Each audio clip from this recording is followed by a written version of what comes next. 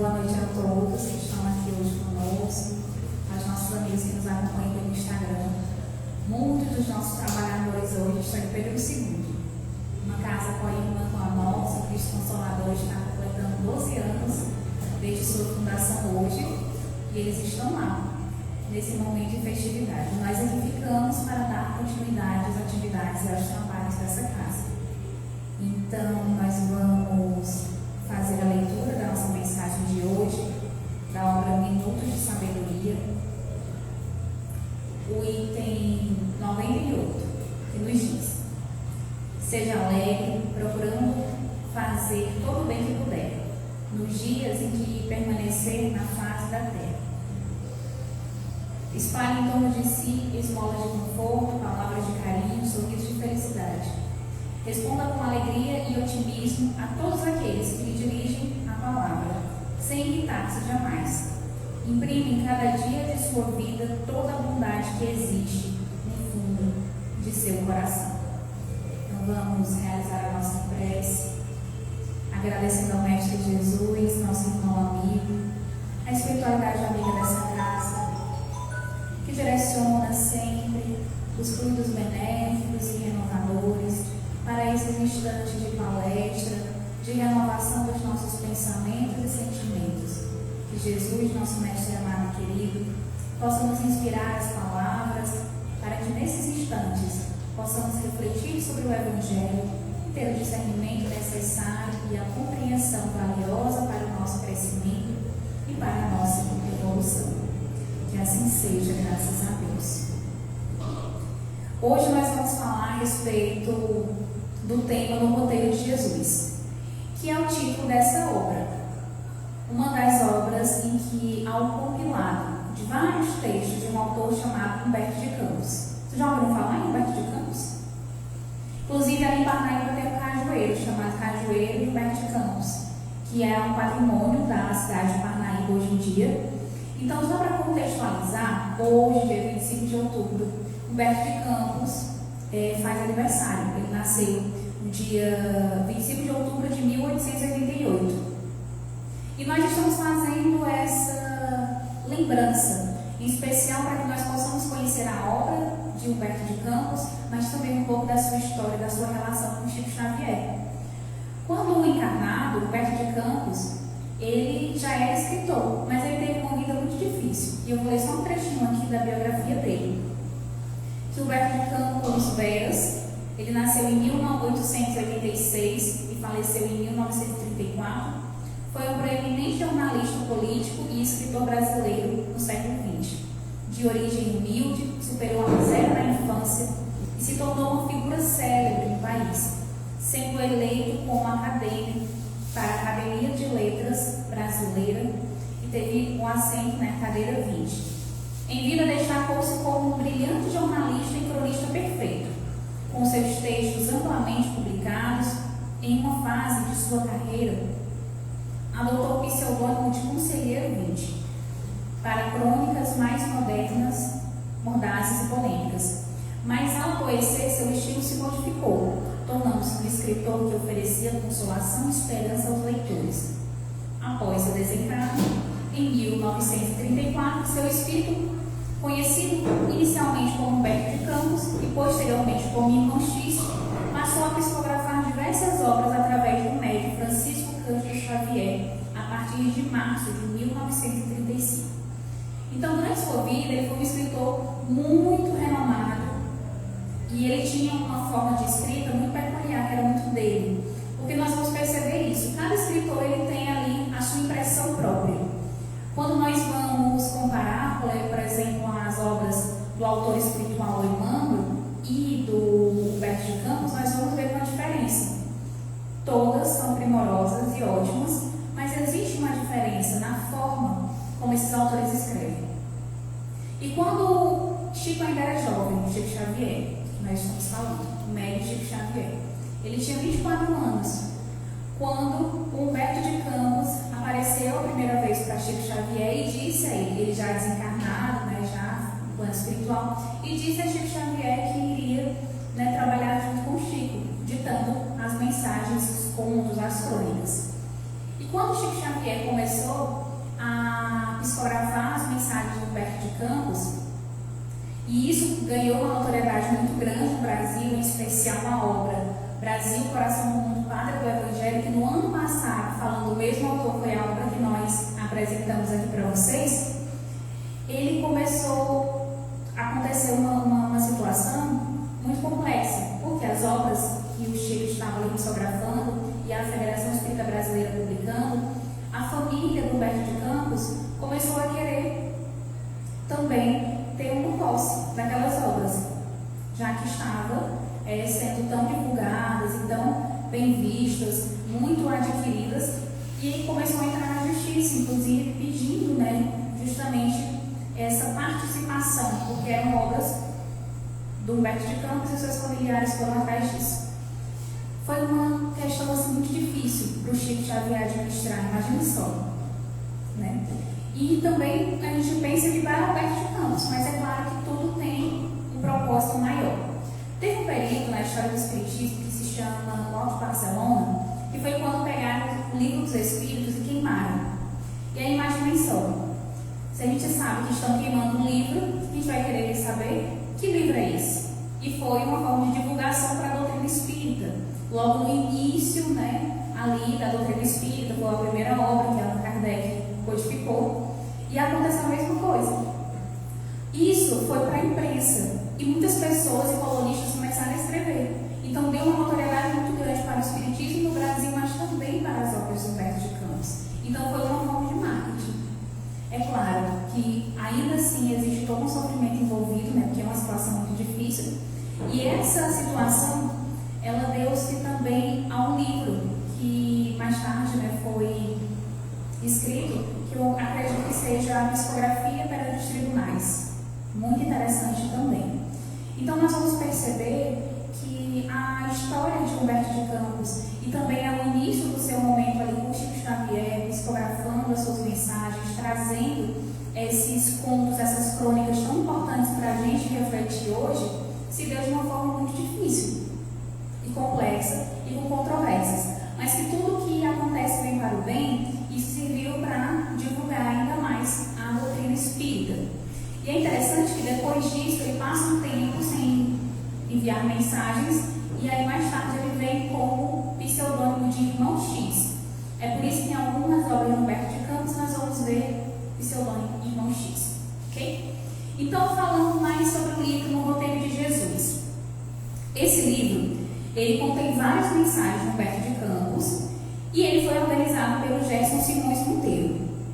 O que o Gerson fez? Ele pegou de todas as obras, são 8 obras, basicamente foi o que ele utilizou para compilar esses textos, onde nós vamos ter, desde o momento em Jesus menino, nós vamos ter Jesus pregando, e nós vamos ter inclusive Jesus agindo depois da sua morte, do seu desencarne.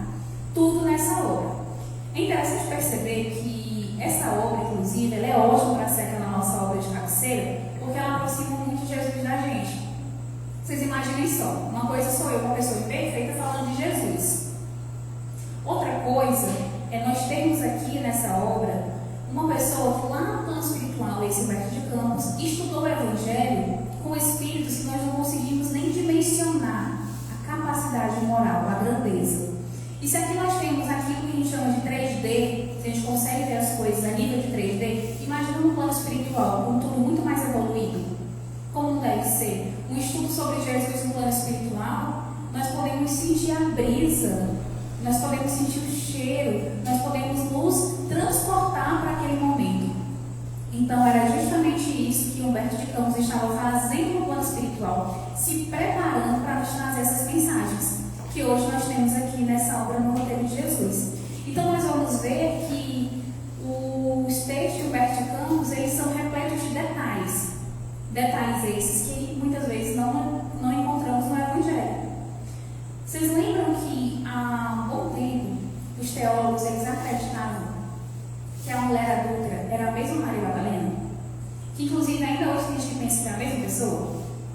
Humberto de Campos já dizia há muitos anos atrás que eram pessoas diferentes. Mesmo os teólogos estudiosos acreditando ser a mesma pessoa. É e que os cientistas hoje, estudando a Bíblia de forma mais aprimorada, né, buscando esse conhecimento, começam a desvendar hoje o que ele já dizia há muito tempo. Por isso que a doutrina espírita é uma revelação tão primorosa, porque nós temos o conhecimento de pessoas que conseguem beber da fonte no plano espiritual e conseguem nos trazer essa revelação de uma forma clara, de uma forma limpa. E é tão importante ver isso, e é tão importante porque no momento que nós estamos lendo essas obras de Humberto de Campos, nós vamos nos transportando para a época de Jesus. Nós vamos vendo acontecer aquelas cenas. Quando vocês tiverem a oportunidade, leiam. A gente vai ler alguns trechos aqui hoje para vocês entenderem o que eu estou falando. Esse livro, para ser o nosso livro de cabeceiro, nosso livro de Evangelho no Ar, é extremamente importante porque ele constrói essa nossa intimidade com Deus. Nós vamos relembrar a forma que com Jesus. Nós vamos relembrar a forma que Jesus, ele se comunicava, ele dialogava com os seus discípulos.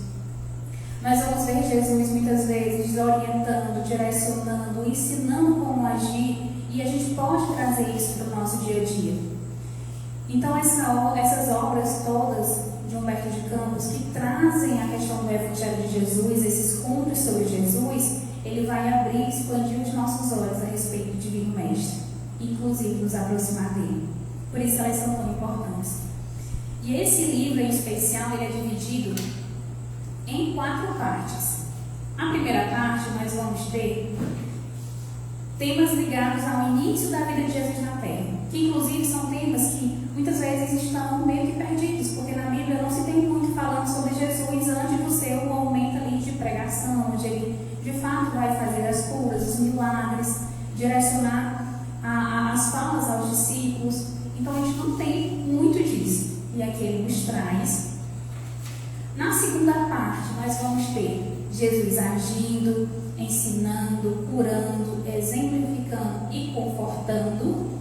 E é interessante na segunda parte porque ele direciona os discípulos a fazer o que ele faz. Então nós vamos ver tanto o lado de como que Jesus ele trabalha, ele atua, mas também o direcionamento que ele dá aos discípulos. E muitas vezes esses discípulos são como nós, que Jesus nos orienta uma coisa, a gente faz totalmente diferente e depois a gente recebe a advertência e o redirecionamento.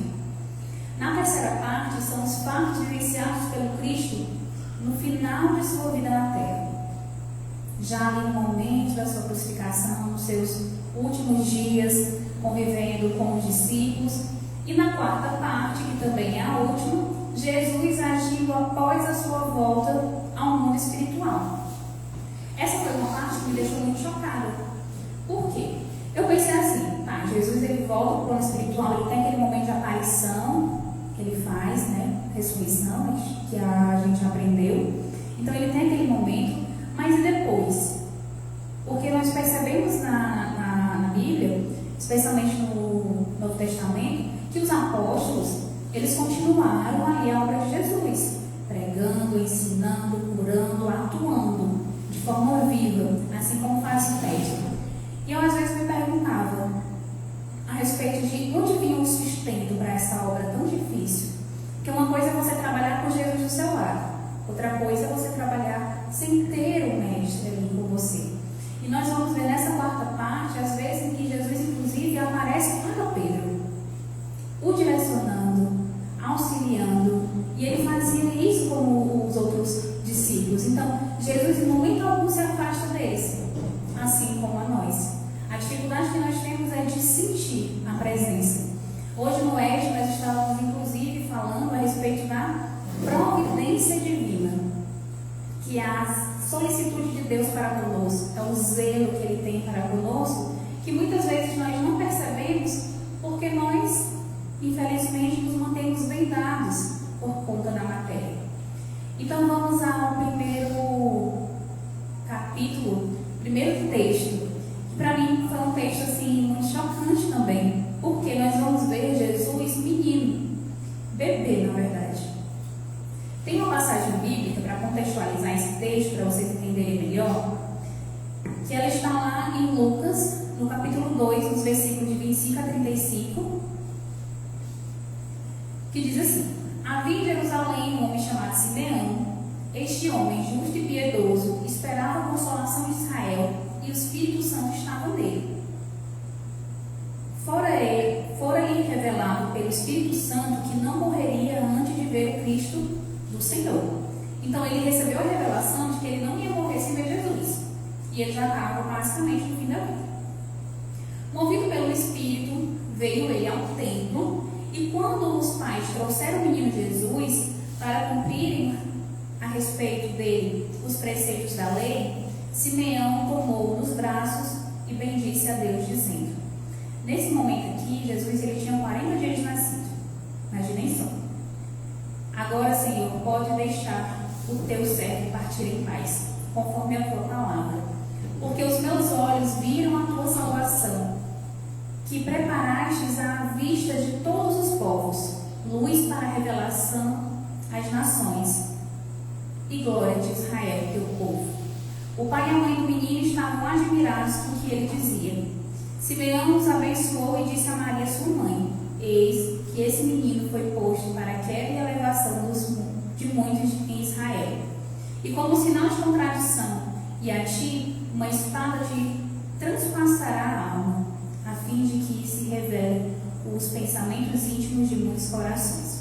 Nós vamos ver então já a revelação de que aquele menino era o Cristo, que ele tinha uma tarefa, uma missão grandiosa. E é interessante o direcionamento que ele dá a Maria, porque ele fala que uma espada atravessará o peito de Maria, no sentido de que ela iria passar por um grande sofrimento, uma grande dor, que seria ver seu filho morto na cruz.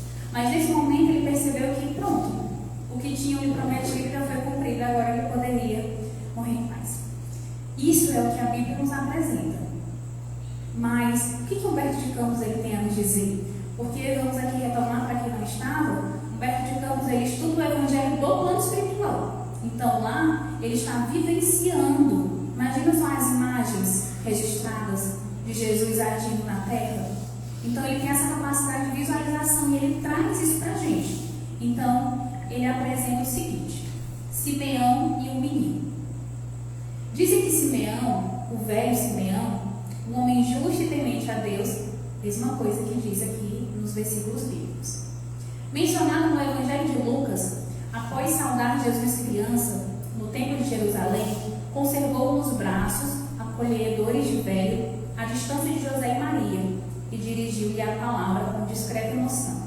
Não tinha como ninguém saber, porque isso foi um diálogo de Simeão com Jesus, só eles dois. É por isso que é tão especial essa obra.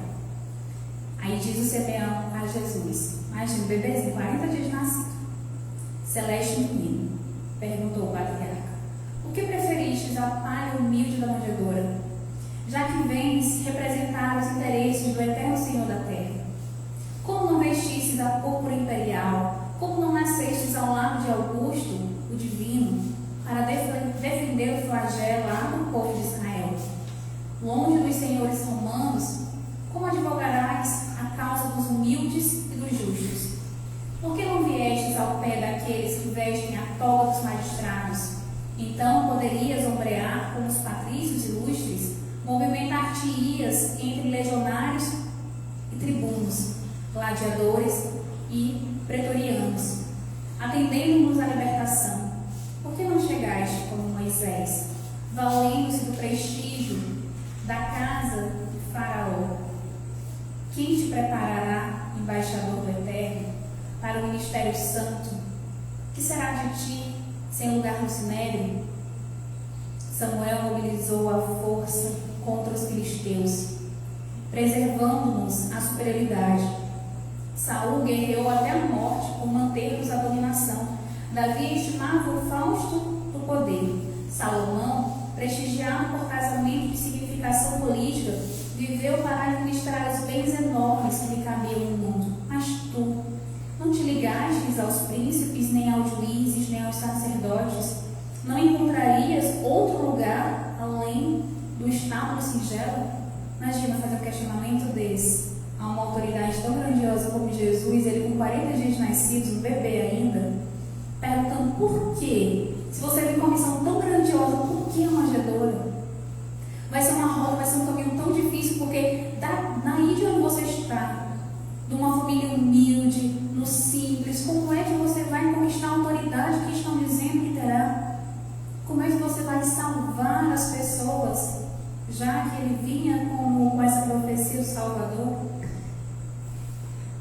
Jesus menino escutou, mostrou-lhe sublime sorriso.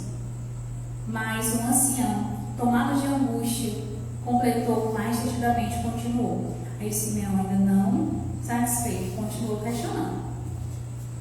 Onde representarás os interesses do Supremo, Senhor?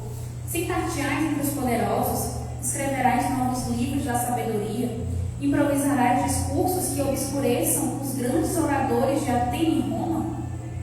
Amontoarás dinheiro suficiente para redimir os que sofrem? Erguerás novo templo de pedra, onde o rico e o pobre aprendam a ser filhos de Deus? Ordenarás a execução da lei, decretando medidas que obriguem a transformação imediata de Israel? O que é, Senhor, que você vai fazer? Depois de um longo intervalo, indagou em lágrima. Dize-me, ó divina criança, onde representarás o interesse de nosso Supremo Pai? O menino tenro ergueu, então, a pequenina destra e bateu muitas vezes naquele peito envelhecido que se inclinava para o sepulcro. Então, o que o menino fez? A criança, o bebê, levantou a mãozinha e começou a bater no peito do Simeão. Nesse instante, aproximou-se Maria e o recolheu nos braços maternos. Somente após a morte do corpo, Simeão veio saber que o menino celeste não deixara sem resposta. Ele estava questionando, e Jesus respondeu. O infame sublime, no gesto silencioso, quisera dizer que não vinha representar os interesses do céu nas organizações respeitáveis, mas efêmeras da terra. Vinha da casa do Pai, justamente para representá-lo no coração dos homens.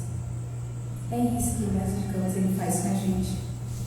Nos transporta para... A gente visualiza tudo. A angústia de Simeão, o questionamento, ele com o menino no colo. Jesus, imagina Jesus sorrindo com esse monte de questionamento, já sabendo de tudo. O Espírito extremamente preparado para aquela missão, e ele só bate no peito dele a dizer que calma, porque o reino divino ele está dentro do coração dos homens. É aí que eu vou edificar o reino de Deus. É aí. Tanto que o povo de Israel procurava muito a questão da terra prometida, porque as escrituras diziam, que seria um lugar onde iria manar o leite e o mel, e nós compreendemos com Jesus que a terra prometida ela é a completa e a plena comunhão com Deus. Por quê? Se eu estou em comunhão com Deus, eu me sinto nutrido e saciado pelo amor do Pai. Nada me falta. Eu não necessito de nada quando eu me sinto em comunhão com Deus. Então ele traz nesse primeiro texto, nesse primeiro capítulo, já a ideia da humildade, apresentando que inclusive hoje, nesses estudos do Evangelho que nós fazemos, o que nós precisamos edificar é o nosso coração, em especial a nossa parte moral. O Evangelho segundo o Espiritismo já nos apresenta que nós evoluímos muito intelectualmente, mas a nossa evolução moral não acompanha a nossa evolução intelectual. Porque geralmente a nossa evolução intelectual está pautada em quê? Naquilo que é material e não naquilo que é espiritual. Nas virtudes celestes que nós precisamos construir dentro de nós. Interessante também que esse texto especial nos apresenta a virtude primordial, a principal de todas, para que possamos construir as outras, que é a humildade. O humus é o fertilizante do coração. Não dá para a gente conseguir construir a pacificação se nós não formos humildes. Não dá para ser um aflito bem-aventurado se não tivermos a humildade perante Deus de acreditar que aquelas aflições, que aquelas dores que chegam na nossa vida, elas têm um propósito superior. Não dá. Não dá para ser paciente se nós não formos humildes com os outros, tolerando, estabelecendo não julgamento. Então nós precisamos da humildade. E é por isso também que Jesus, que esse menino nasce na manjedoura, nasce na simplicidade, a nos mostrar que o maior dos espíritos que já habitou na terra veio num berço simples, da palha, da humildade. E é tudo que a gente não quer. Impressionante isso, né? Quando a escassez ela bate na nossa porta, nós nos desesperamos, nos angustiamos. Hoje no EJE, falando da facilitador, o Maxson, ele falou até isso, que depois que ele conhece a doutrina espírita, ele nunca mais jogou na loteria. Porque ele disse assim, eu tenho tanto medo de ganhar e me perder, que eu prefiro não ganhar. Aí eu falei para ele, meu amigo, é muito fácil ser fiel um pouco. É muito fácil ser fiel a Jesus, ser fiel a Deus, quando nós não temos muitos recursos, muitas possibilidades. Ele até brincou, ele disse assim, se eu ganhasse a loteria hoje, quem diria que eu estaria nesse centro espírita, eu já ia fazer um ano de viagem seguido, e muitos de nós pensamos na mesma coisa. A gente diz que vai direcionar uma parte, uma pequena parte para a caridade, mas o restante vai ser para o nosso uso próprio. E quem sabe isso não nos fará nos perder de nós mesmos, dos nossos propósitos. Então nós observamos a simplicidade, a limitação como sendo necessário para o burilamento do nosso espírito. A enfermidade como sendo uma limitação que nos burila a alma. Porque nessa mesma história de Humberto de Campos, esse autor que nós estamos aqui hoje apresentando a vocês, nós vamos ver que a mudança, a transformação maior que existe em Humberto de Campos é no período em que ele se dá de cara com a enfermidade, com a limitação, e ele vai começar ali a renovar os seus pensamentos e inclusive os seus textos. Agora, os seus textos, os seus contos, as suas crônicas, elas têm uma outra forma de se exprimir. Por quê? A dor, ela ensina muito pra gente. Se Deus, ele trouxe uma educadora preciosa para a nossa vida, foi a dor. Porque quando o amor convida, a gente não dá muita importância. Quando o amor, ele chama, a gente muitas vezes baixa a porta na cara do amor, mas quando a dor, ela chega, não tem para onde correr. E por que a gente tem dificuldade de construir intimidade com Jesus e intimidade com Deus? Porque na maioria das vezes, nós só procuramos Deus e Jesus na hora da dor, na hora da dificuldade. E quando eu falei que o que nos apresenta Jesus, dentro das interpretações que nós temos do Evangelho, que a terra prometida é a comunhão com Deus, é essa intimidade, é essa ligação, quanto mais estivermos distante disso, mais sentiremos falta de tudo. Tudo nos falta.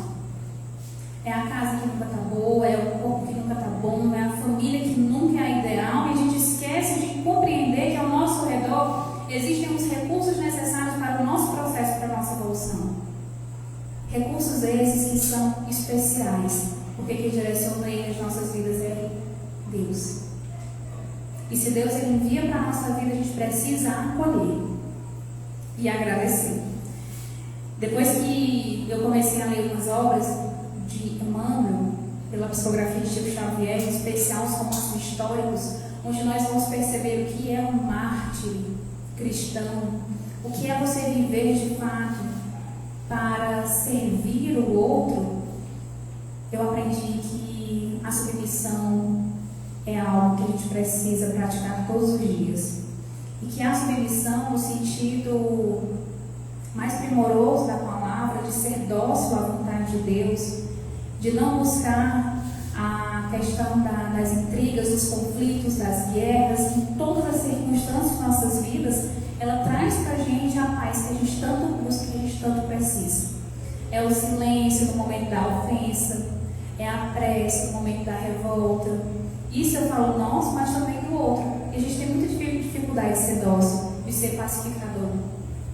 Mas é importante, é necessário que nós possamos começar a construir essas virtudes para, a exemplo de Jesus, estar de forma mais profunda em contato com Deus, nessa companhia, nessa intimidade com o Senhor. Tem outro texto que eu falei para vocês, que inclusive para mim foi uma surpresa muito boa, que é o momento em que mesmo após sua morte, sua desencarnação, Jesus, ele vem ter com Pedro através da prece de Pedro. Então olha só, se chama, é o item capítulo 48, na Vinha do Senhor. Esse é um pouco longo, não vai dar para ler tudo, vou ler só os diálogos. Simão, ele estava muito angustiado, porque ele queria trabalhar, ele queria servir, e ele não sabia como, ele não sabia em que momento que ia chegar a oportunidade de serviço. E aí ele faz a seguinte rogativa: Senhor, implorou Simão, aspiro a estender-te as bênçãos gloriosas. Deixei o largo para seguir-te. Dissestes que nos faria pescadores de almas. Quero atividade, Senhor. Quero testemunhar a divina missão do teu evangelho de amor e de luz. E porque o celeste visitante estivesse a fitá-lo em silêncio, Pedro acrescentou com voz encharcada de pranto: quando enviarás teu serviço às nossas mãos? E Jesus lhe disse: amanhã. Então Pedro ele acorda no outro dia, se não acorda no outro dia, feliz da vida, que ele vai servir a Jesus, que ele vai ter utilidade. E ele acorda, ele se apronta, ele já fica naquela sensação de que a sua prece seria atendida. E aí, quando ele percebe, bate na sua porta Joaçais, o malfeitor. De longo tempo vem sendo procurado pelos agentes da ordem. E ele diz: socorre. E ele chega desesperado e pede para Pedro auxiliá-lo. E Pedro responde: socorrer-te? Por quê? Não passa de ladrão, quanto mais. O que o Simão tinha pedido? Serviço. Quem que ele mandou? Joaçais, o malfeitor. O que o Pedro viu na hora que abriu a porta? O malfeitor. Ele já olhou com os olhos do julgamento e ele diz: socorrer-te por quê? Não passa de ladrão, quanto mais. E ele não ajuda. Pelo contrário. Aí vem a outra pessoa, porque Jesus tinha dito que no dia seguinte chegaria a oportunidade.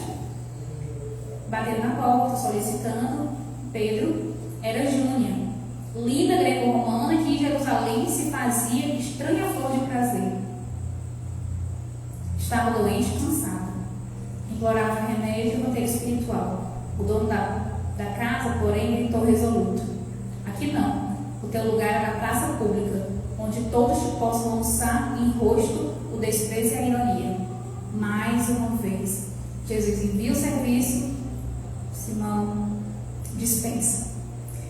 Depois, mais uma vez, quem vem agora pedir, solicitar a ajuda do Pedro é Jarim, o bêbado, sistemático, que sempre consciente pedia refúgio contra a malfa de jovem cruéis que o apedrejavam.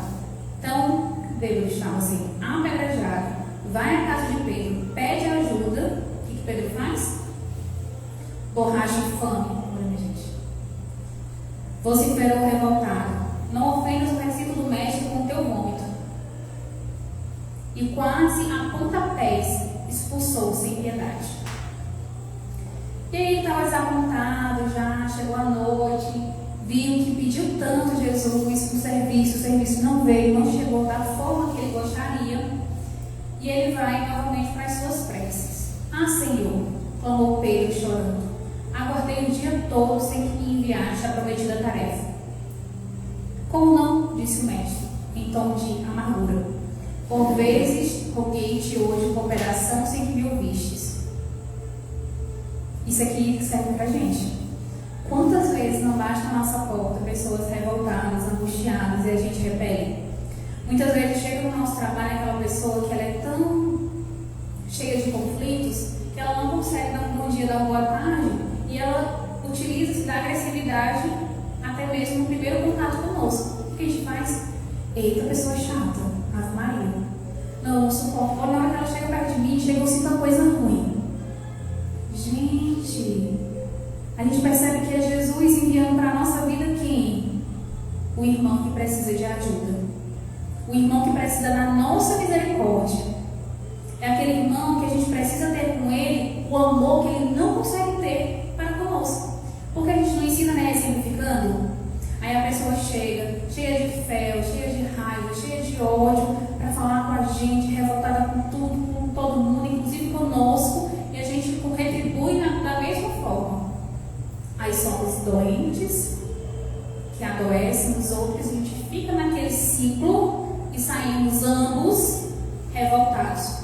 Mas não basta isso, porque essa revolta toda ela não pode ficar comigo, eu tenho que explanar. Aí eu convoco os 2 ou 3 ouvidos para falar mal daquele ser humano. 2 ou 3 ouvidos criam uma antipatia por aquele ser humano. E aquele ser humano ele vai encontrar mais 2 ou 3 ouvidos para falar sobre mim. E aí nós vamos nos envolvendo naquela trama de maledicência e fofoca onde só há o fel, a raiva, o ódio. Sendo que tudo poderia parar em mim, na atitude de dar a outra face. Lembra que Jesus disse que a gente precisa dar a outra face quando o irmão ele atinge uma? A outra face da ofensa é o perdão. A outra face da rudeza é a docilidade. Então, se a pessoa ela chega de uma forma, nós precisamos acolher e dar a ela o que lhe falta, ou que aos meus olhos me falta naquele instante. Porque quando nós estamos nos dias estressados, angustiados, quando nós estamos revoltados com tudo, o que nós queremos? A gente não quer brigar, não, a gente quer colo. A gente acha que a gente quer brigar naquele dia, mas a gente não quer brigar, a gente quer um colo que nos acolha, que diga assim: o que é que tu está cansado? O que está te fazendo ser assim? Porque você não é essa pessoa. A gente precisa de alguém que tire um pouco o peso dos nossos dias e que traga alegria novamente para aquele nosso dia ou para a nossa vida. Então, o que nós vamos perceber aqui é que todos nós somos Pedros, que todos os dias batemos porta na cara de pessoas que Jesus envia para o nosso convívio para receber de nós o medicamento e que nós ainda não sabemos dar porque nós somos imperfeitos. A partir daqui, nós vamos perceber que chegarão em nossas vidas pessoas que aparentemente estão revoltadas, angustiadas, mas que na verdade elas estão procurando em nós, naquele momento, o consolo que falta, o acalento que elas necessitam. E é interessante perceber que isso acontece tanto dentro da nossa casa. Tem uma jovenzinha aqui, eu vou citar uma situação que sempre acontece, aquele dia que a nossa mãe ela acorda com aquela dificuldade. A gente tem muito conflito com mãe, com pai, com os familiares mais próximos. E às vezes nós repelimos, às vezes nós tratamos da mesma forma. Nós temos inclusive uma forma de tratamento que é uma vingança velada. Vocês já perceberam? Que o outro faz uma pra gente, a gente dá um gelo, a gente trata mal. Porque ele tem que sentir que ele errou. Isso é uma vingança velada. Eu estou me vingando. Jesus disse que é para não se vingar. Às vezes a gente pergunta: mas você se vinga? Não. Mas tem atitudes como essa, que são uma forma de vingança. Muito mais elaborada, mas é uma forma de vingança. Porque a gente quer causar sofrimento no outro, porque o outro nos fez sofrer. Então, o que a gente precisa fazer a partir de então é, quando essas pessoas baterem na nossa porta, nós sermos os instrumentos de auxílio. Porque quando aquele irmão embriagado bateu na porta do Pedro, qual era a primeira coisa que ele precisava fazer? Acolher aquele irmão na embriaguez. Salvá-lo das pedradas que ele estava levando. Às vezes uma pessoa chega para nós contando uma história desse tipo, que está sendo apedrejada moralmente, que estão caluniando sobre ele, a gente fala: ah, mas você não fez por merecer? Ou senão, às vezes, a gente vê um vídeo circulando na internet falando de um ou de outro, e a gente começa a julgar bem que mereceu. Eu sabia que uma hora ia chegar a vez daquela pessoa?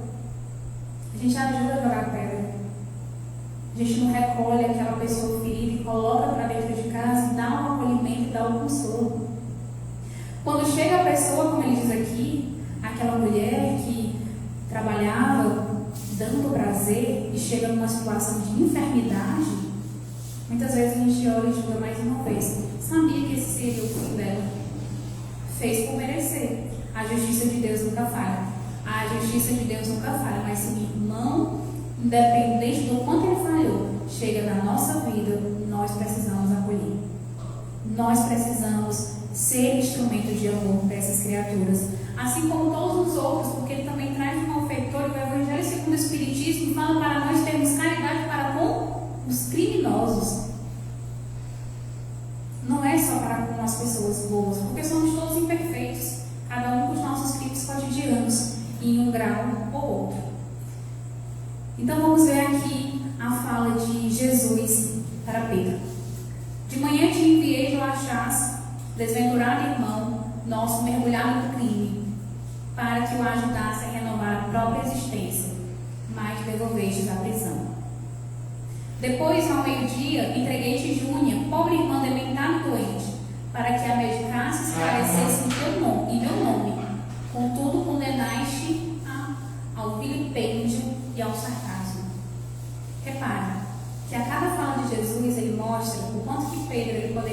instrumento necessário de transformação daquelas vidas. O quanto que uma atitude de Pedro poderia transformar completamente a caminhada daquelas pessoas dali para frente. À noitinha te mandei Jari, desde todos companheiros que o vício ensandece. No entanto, arremetestes contra ele próprio os pés. Senhor, sou o apóstolo, grande é a minha ignorância, e eu não sabia. Compadece de mim e ajuda-me com a tua orientação. Primeira vez que eu li isso, eu chorei tanto, porque eu vivi com Pedro, que foi passando assim aquela visualização de todas as pessoas que eu não ajudei, de todas as pessoas que eu ajudei a criticar, de todas as pessoas que sem querer fazer o mal eu fiz, porque ele não queria fazer o mal, pode perceber, mas ele fez. Ele deixou de ajudar, ele deixou de ser instrumento de transformação na vida daquelas criaturas. Então ele estava completamente arrependido, chorando só o sangue nessa hora que eu solucei com Pedro. Jesus afagou-lhe a cabeça trêmula e falou generoso, porque Jesus é mestre, misericordioso. Não seria agora que ele ia negar o colo, por isso que eu digo que a gente precisa de colo. E esse livro, para mim, ele é um colo de Jesus tão importante, porque ao mesmo tempo que eu li chorando, eu fui consolado por Jesus junto com Pedro. Porque quando ele afaga a cabeça trêmula de Pedro, generoso, eu senti também que ele afagou a minha. E que ele me disse assim, nem tudo está perdido, calma, amanhã é outro dia. Por isso que quando a gente pensa em tudo isso que a gente fez, em tudo isso que a gente pode fazer, que a gente tenha calma, porque amanhã é outro dia para a gente transformar e renovar. Amanhã é outro dia para a gente tentar de novo fazer diferente. E ele diz, Pedro, quando quiseres ouvir-me, lembra-te de que o Evangelho tem a minha palavra. Onde é que nós vamos procurar o melhor conselho para as nossas vidas, se não no Evangelho de Jesus? Se eu estou angustiado, que eu lembre, vinde a mim todos vós que estáis aflitos e fadigados, porque eu te aliviarei. Ele não diz que vai tirar a nossa dor, ele não diz que vai nos isentar daquele processo de sofrimento, mas ele vai nos dar um alívio para que a gente continue a nossa caminhada. É isso que Jesus faz. No momento de muito conflito, no momento de muita angústia, abre o Evangelho. Um dia desses, um momento muito difícil, uma conversa muito difícil, muito dolorosa, eu abri o Evangelho e saiu os pacificadores. Em especial, a brandura e a mansuetude. Imagina só. É aquele momento que a gente cala a boca, baixa a cabeça, sim, Senhor. E a gente começa no diálogo, que naquele instante está no conflito, a ser brando, a ser manso e a lidar com aquela situação com maior docilidade, para que se resolva e não para que se agrave. Simão estendeu-lhe os braços, desejando retê-lo junto ao coração, mas o Cristo sublime, como que se ocultava na sombra, escapando-lhe a afetuosa carícia. Foi então que o ex-pescador de Cafarnaum cambaleou buscando os apontamentos que trazia consigo e abrindo-os ao acaso, abriu ao acaso os textos que ele trazia, encontrou o versículo 12 do capítulo 9 das anotações de Mateus, em que o mestre da vida asseverava convincente: os sãos não precisam de médico, mas sim os doentes. Ele teve a resposta dele no Evangelho, porque não foi isso que eu olhei para Jesus, e no mesmo instante ele não conseguiu abraçar Jesus, porque Jesus não estava presentificado. Mas Jesus me disse para ele: olha, consulta o Evangelho. Ele abre o Evangelho e ele tem a resposta: os sãos não precisam de médico, mas sim os doentes. Quem era que estava batendo na porta de Pedro? Doentes, que precisavam de médico, que precisavam de remédio. E ele tinha essa chave porque ele tinha o conhecimento de Jesus, da Boa Nova, e ele tinha todas as possibilidades de ajudar. E aqui é mais um texto, a gente finaliza com esse, só para a gente ver o quanto é precioso as obras do Humberto de Campos. Tem a obra Boa Nova, tem a obra Lázaro Redivivo, que é uma preciosidade. Inclusive, a Francisca do Caridade e Fé trouxe uma palestra sobre Maria. Quem assistiu viu o quanto que foi bonita a palestra dela sobre Maria de Nazaré. E o texto está no livro Lázaro Redivivo, também do autor Humberto de Campos. Então, se tiver a oportunidade, busquem essas obras, leiam, reflitam. Tenham como obras de cabeceira, obras conselheiras, que em muitos momentos de aflição, inclusive esse livro eu abro ao acaso, para ouvir uma história, para ouvir Jesus, para entender como que eu posso agir naquela situação. E nós temos também o Evangelho segundo o Espiritismo, que é também uma obra que a gente sempre indica. Para aquele dia de angústia, de aflição, de não saber o que fazer, a gente abre, lê, reflete um pouquinho, percebe o que aquela mensagem ela tem a nos dizer, a nos direcionar. E assim podemos acalmar um pouquinho o nosso coração para continuar a nossa caminhada. Então, minha gente, muito obrigada. Muito feliz de estar aqui mais uma vez com vocês. Agradecer imensamente, em especial, porque amanhã nós teremos a nossa festinha do Dia das Crianças. Recebemos muitas doações, graças a Deus. Já estamos ali preparando. Vocês viram ali os balões. A gente vai fazer uma festinha muito bonita amanhã para essas crianças vulneráveis, né, que não têm acesso muitas vezes a isso. Vai ter lanche, vai ter muita brincadeira legal, vai ter os presentes para elas. E só é possível isso com a ajuda de todos. E nós teremos também em dezembro o nosso Natal Solidário também para essas famílias. E com a graça de Deus estaremos sempre aí conseguindo conquistando as doações para repassar, que é isso que a gente faz. A gente recebe a caridade de vocês e repassa para quem precisa. Muito, muito obrigada. Nós vamos agora para o nosso momento de vibração.